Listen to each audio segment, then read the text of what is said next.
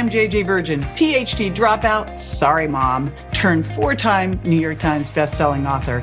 Yes, I'm a certified nutrition specialist, fitness Hall of Famer, and I speak at health conferences and trainings around the globe. But I'm driven by my insatiable curiosity and love of science to keep asking questions, digging for answers, and sharing the information I uncover with as many people as I can. And that's why I created the Well Beyond 40 podcast, to synthesize and simplify the science of health into actionable strategies to help you thrive. In each episode, we'll talk about what's working in the world of wellness, from personalized nutrition and healing your metabolism to healthy aging and prescriptive fitness. Join me on the journey to better health so you can love how you look and feel right now and have the energy to play full out at 100.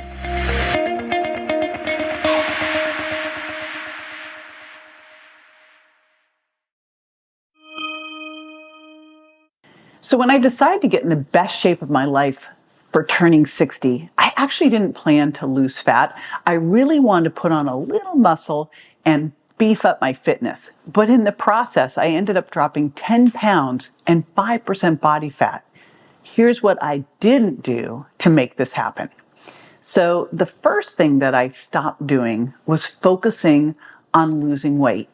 The biggest focus that I had was I wanted to put on as much muscle as possible because I wanted to lay down a really good foundation, because as we age, we tend to lose muscle. But remember, as we age, we start to lose up to 1% of our muscle starting around age 30. Supposedly, this starts to double at age 60.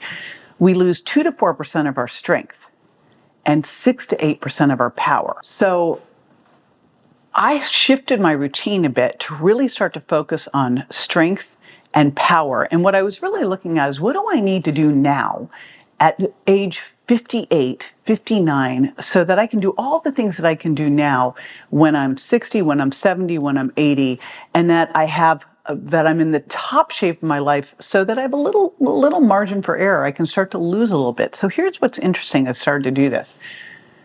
As I started, I actually increased my calories a little bit, and I pushed myself a lot harder at the gym. And I actually went up 4 pounds to start. Now, thankfully, I was using a body composition scale, and I could see over a couple months, this was literally over 2 months, I put on 4 pounds. I think it was probably about 2 months. I put on 4 pounds. Most of it was from muscle, a little bit from fat. But that was my first thing, is I stopped looking at losing weight. I started looking at putting on muscle. And the funniest part of all of that was, as I started to put on more muscle, then I started to look at my body composition a little bit more, and I started to just easily drop even more fat. Wild, because again, now I had more muscle and I was doing more intense workouts. And I was doing more intense workouts because I added in some power into my workouts. I started putting in some sprints. I started putting in some jumps. I started putting in kettlebell work, things that involved a lot more speed. So it was a lot more intense. The next thing that I did, and I had to do this because now that I was working out harder, I found that I couldn't do a fasted workout. So I'd been playing around with intermittent fasting. And here's the thing. I love Dr. Satchin Panda's work, where he talks about eating by the clock and really eating by a normal circadian rhythm. What does that mean? That means that you want to stop eating about 3 hours before bed, at least 2 hours, but 3 hours probably better. And I'm assuming you're going to bed at the normal time, say around 10 o'clock. And then you want to eat about 2 hours after waking up in the morning. I've been trying to push that a little bit later, going to the gym and eating, instead of eating around 8 a.m., I was eating around 10. And so I found, and I tested this for a couple months, when I'd go to the gym, I'd eat breakfast and go to the gym an hour later, I could work out so much harder. Now, if I'm doing a little cardio workout, I'm not worried about it. I'll do that fasted. But when I'm going in for my hard weight workouts, especially now that I'm putting in some power into it, man, having a little protein, carb, fat breakfast, especially a little bit higher protein. So my carb, protein, fat breakfast is about 50 grams of protein, maybe about 20 grams of carbs, and a little bit of fat. Boy, do I find that really helps well. And then when I come home from the gym, my lunch then is a great protein carb hit so that I can refuel my glycogen stores and make sure that I have the amino acids I need to help with muscle protein synthesis. Now, the next thing is, I really made sure that I was not missing my powder supplements. So here's the thing. I'm really consistent with my pills, and I make little pill baggies. I travel with them, so I make sure that I get all the pills in that I need: my vitamin D, my fish oil, my magnesium, my Mitopure. Where I was falling down was on my powders when I was traveling. And what was a bummer is these are some really important things when you're working on your body composition. I'm talking my creatine and my collagen and my bone broth protein, which has a lot of collagen in it. And so what I decided to do was start to travel with pill forms of creatine, but I also travel with my collagen. So I travel with my collagen, I travel with my creatine, I travel with electrolytes, and I travel with essential amino acids, things that I'm very consistent with at home. I love to put collagen in my coffee. I use creatine in my smoothie, and I go to the gym with my essential amino acids and my electrolytes, but I was not doing it when I was traveling. So now I travel with all of those things and a big water bottle so that it's very easy to do. The next one. Okay, this was my evening routine that I loved, but you can tell me, you're like, what? What are you doing? So I call it my lazy evening routine. You know, when you work from home, and I think probably a lot of you do too. So work from home, I've always worked for myself because I'm not employable. But I work from home, and there's a kind of blurred line as to when work stops and when, non-work starts. Like it's kind of all one thing.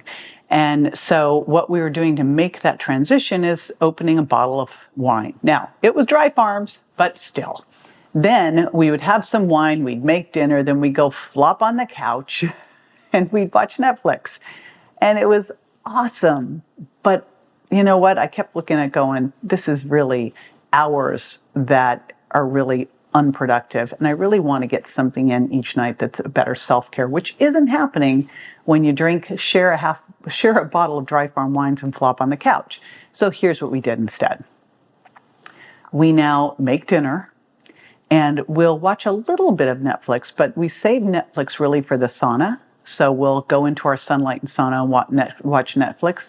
And what I like to do when I'm home is I'll either go do sauna or I'll go walking, rucking. And I have a 10-pound walking rucking vest, a weighted vest that I can put on, or I'll do a hot bath with magnesium salts, or sometimes two of those. But I make sure each night I get one self-care event in, and that works when I'm traveling, because at least when I'm traveling, we can go out for a walk after dinner, which is pretty common. But I make sure now that I do one of those things, and if I want that glass of wine, I have it after that. So it's always there as an option. Should I want it, I reach for the Dry Farm wines, which of course is lab tested and lower alcohol. And the next one, and this is especially important, well, it's important for all of us, and that is tracking, because we know that we tend to underestimate what we eat by anywhere from 25 to 40%. And it's especially challenging as you travel. I travel with a food scale and I travel with a bioimpedance scale. And so what I do is I make sure that I weigh in every day when I'm traveling, and plus it makes it easy to not go overweight on your luggage too.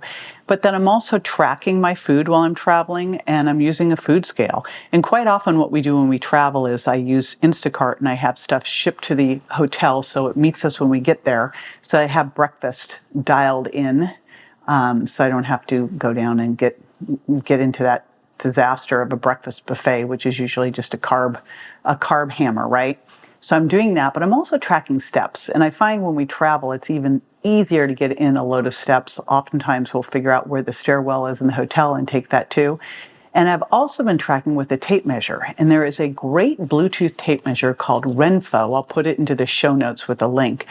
And it's like $30, and it will go straight to an app on your phone. So once a week, I do my waist and hip measurements, and then I do a bioimpedance scale that's also Bluetooth. We'll put that in the show notes, and that I track every day, and I take the average. Remember, do not look at your scale weight every day and let your judgmental evil twin say anything, because normal weight is going to fluctuate a bunch. It's the average over the week that matters, and we're doing bioimpedance because we want to see what's going on with body composition. It's not what you weigh, it's what your weight's made up of. There's one other thing that I started to track, and that is HRV.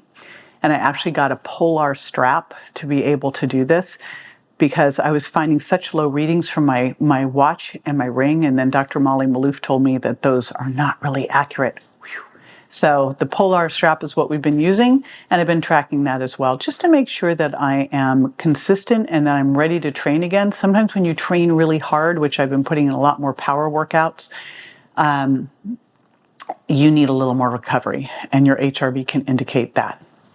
And then the other one, and you know if you've been listening to any of my videos, I have a mantra, eat protein first. Well, for a long time, I would eat vegetables first. I'd always start with the salad, and then I'd start with my veggies, and then I'd eat protein. Well, I flipped that to eating protein first because I wanted to make sure that I was getting in the protein that I needed. And what I also found was that I do better lower carbs. Now, I find for people, if they're eating like a half a cup of carbs at night, it can help with sleep, especially men, it can help boost testosterone. But I find for me, I prefer, instead of doing the half a cup of, say, wild rice or legumes, that I would rather have a cup of berries. Like, makes me totally happy. So dinner for me now is eating protein first. That can be salmon, it could be grass-fed beef, pastured chicken, and then I'll have a load of non-starchy vegetables, and then I'll have a little bit of berries. And I literally pile up the non-starchy vegetables. But again, I always start by eating protein first. And heads up, if you are going, well, I don't know how much protein to eat, I got you covered. I've got my protein calculator. You can grab it for free at jjvirgin.com/7day. That's the number 7. And that will help you calculate how much protein you need for the day and how to divide that into your meals. Plus, it's going to give you some meal plans. Yay. So super easy to do. All right. Those are the ones that I've taken away, these simple transformative steps that help me lose 10 pounds where I wasn't even trying. More importantly, I put on muscle, drop body fat, improve my overall fitness. And it's just so clear that the path to health is so much more than those numbers on the scale. It's about building strength. It's about building power. It's about improving your VO2 max. And it's really about embracing a lifestyle that supports us being our best selves at this age and as we age. Okay, so what's next? Watch this next video on the most efficient way to burn fat and build muscle after 40, where I'm going to dive into recomping. Recomping is where you put on muscle as you lose fat, and my best strategies for hitting your weight and fat loss goals. Be sure to join me next time for more tools, tips, and techniques you can incorporate into everyday life to ensure you look and feel great, and more importantly, that you're built to last. And check me out on Instagram, Facebook, YouTube, and my website, jjvirgin.com. And make sure to follow my podcast so you don't miss a single episode at subscribetojj.com. See you next time.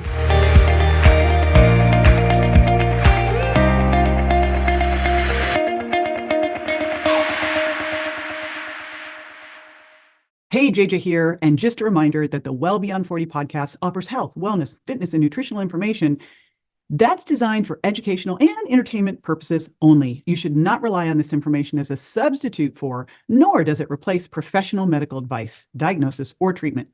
If you have any concerns or questions about your health, you should always consult with a physician or other healthcare professional. Make sure that you do not disregard, avoid, or delay obtaining medical or health-related advice from your healthcare professional because of something you may have heard on the show or read in our show notes. The use of any information provided on the show is solely at your own risk.